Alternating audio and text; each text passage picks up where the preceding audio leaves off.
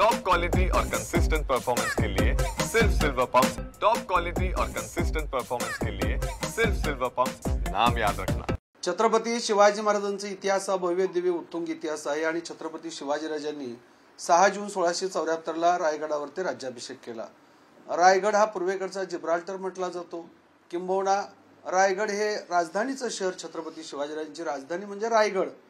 आणि त्या रायगडावरती छत्रपती शिवाजीराजांनी जसा पहिला आणि दुसरा राज्याभिषेक केला, त्याच ठिकाणी छत्रपती शिवाजीराजांचं 3 एप्रिल 1680 ला देहावसन झालं आणि छत्रपती शिवाजीराजांची समाधी रायगडावरती आहे। पण छत्रपती शिवाजीराजांच्या समाधीच्या शेजारीच वाघ्या कुत्र्याची समाधी आहे आणि गेली 100 वर्षापूर्वी ती उभारलेली आहे। छत्रपती शिवाजीराजांच्या जीवनचरित्रामध्ये वाघ्या कुत्रा असल्याचा कुठलाही ऐतिहासिक संदर्भ नाही।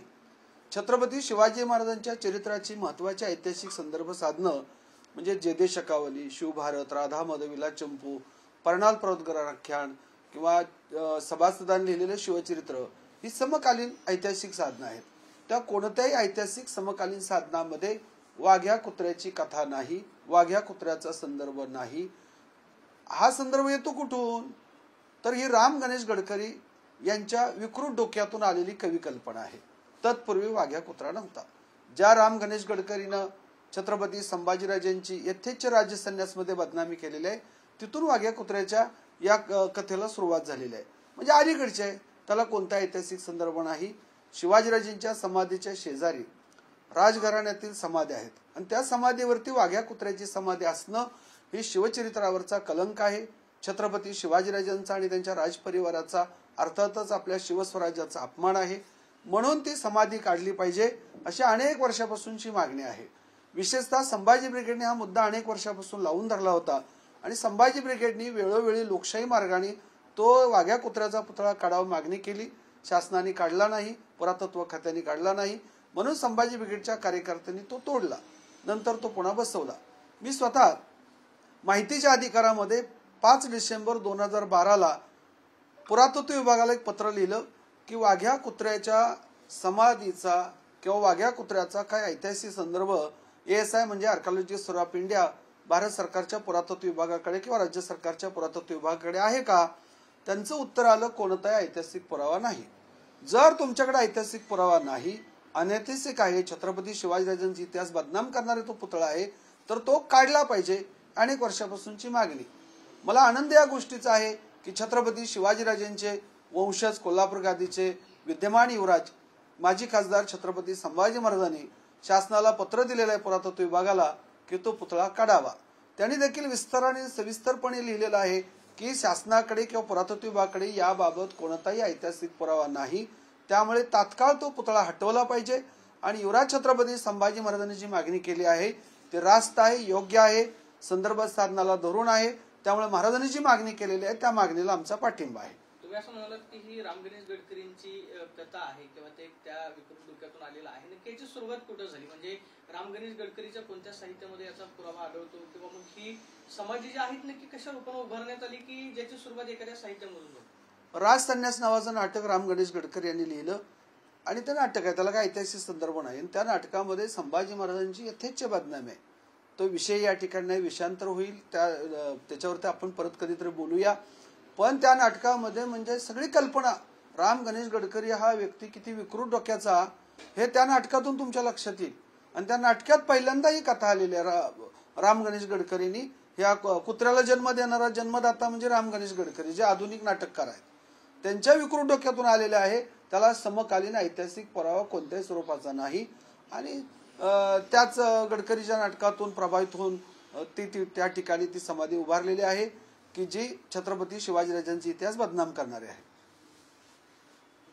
ठीक सर, पण मग ही समाधी तिथे ती लावली कोणी, बांधली कोणी, त्याचा काही संदर्भ आहे का? 100 वर्षापूर्वी 100 वर्षापूर्वी नची केळकर आणि त्यांच्या सगळ्या समुदायांनी या ठिकाणी जे टिळक भक्त होते त्यांनी त्या ठिकाणी ती पुतळा उभारलेला आहे की जो छत्रपती शिवाजीराजांचा अवमान करणार आहे। अर्थात टिळकांच्या अनुयायांचं काही कारण नव्हतं त्या ठिकाणी कुत्र्याचा पुतळा उभारायचा। कुणी मागणी केली का वाघ्या कुत्र्याची पुतळा उभारावा? कुणी काय आंदोलन केलं का? कुणी मोर्चा काढला का? कुणी निवेदन दिलं का? कसं येतं हे? जसं की संभाजी उद्यानामध्ये संभाजी महाराजांचा पुतळा असायला हवा. संभाजी उद्यानामध्ये गडकरींचा पुतळा कसा आला? संभाजीराजांची बदनामी करणाऱ्या गडकरींचा पुतळा संभाजी उद्यानामध्ये येतो कसा? तो शेवटी हटवावा लागला आणि त्या ठिकाणी आता संभाजीराजांचा पुतळा पुणे महापालिका उभारते. असो, तो विषय वेगळा आहे. पण या ठिकाणी ज्याची गरज नाही, ज्याची आवश्यकता नाही, जे अनैतिक आहे, हा कुत्र्याचा पुतळा उभारण्याच्या पाठीमागची मानसिकता ही विकृत मानसिकता आहे आणि टिळकांच्या अनुयायांनी तो पुतळा उभारलेला आहे.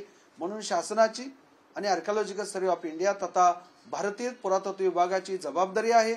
तो पुतळा हटवला पाहिजे. आणि विशेषतः सामाजिक संघटनांची मागणी अनेक वर्षापासून आहे, विशेषतः संभाजी ब्रिगेडची मागणी आहे. त्यांनी तशी कार्यवाही केलेली आहे. पण आता साक्षात छत्रपती शिवाजीराजेंचे विद्यमान वारसदार युवराज छत्रपती संभाजी महाराजांनी यात उडी घेतलेली आहे, त्यांनी मागणी केलेली आहे. त्यामुळे शासनाला याकडे गांभीर्याने लक्ष घालावं लागेल. गेल्या अनेक दिवसापासून अजून एक विषय महाराष्ट्रात होतो, तो म्हणजे औरंगजेबाची कबर.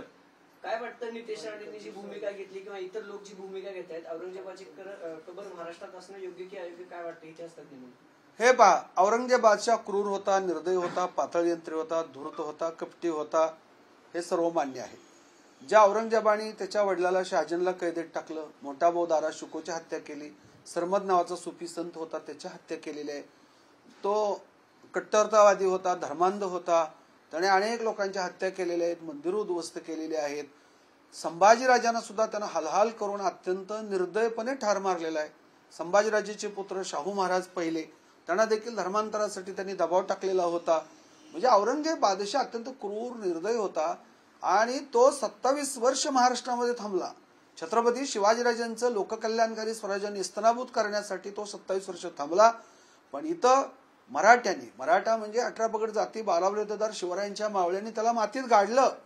त्यामुळे औरंगजेबाची कबर असेल किंवा अफजलखानाची कबर असेल, हे छत्रपती शिवाजीराजे, छत्रपती संभाजीराजे, महाराणी ताराराणी तथा मराठ्यांच्या शौर्याचं प्रतीक आहे. त्यामुळे हे पुढच्या पिढ्यांना माहिती झालं पाहिजे की इथल्या मराठ्यांनी, छत्रपती शिवाजी महाराज संभाजीराजेंच्या अनुयायांनी इथलं राज्य उद्ध्वस्त करण्यासाठी आलेल्या अफजलखान किंवा औरंगजेबाला या मातीत गाडलेलं आहे. त्यामुळे ती कबर म्हणजे शिवरायांच्या, संभाजीराजेंच्या आणि मराठ्यांच्या शौर्याचं प्रतीक आहे, औदार्याचं प्रतीक आहे. त्यामुळे ती समाधी, ती कबर त्या ठिकाणी असली पाहिजे, या मताचा आम्ही आहोत.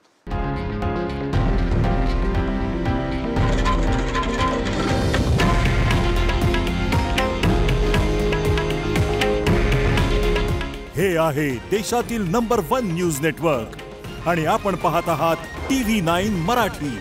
काळजी तुमची, हित महाराष्ट्राचं.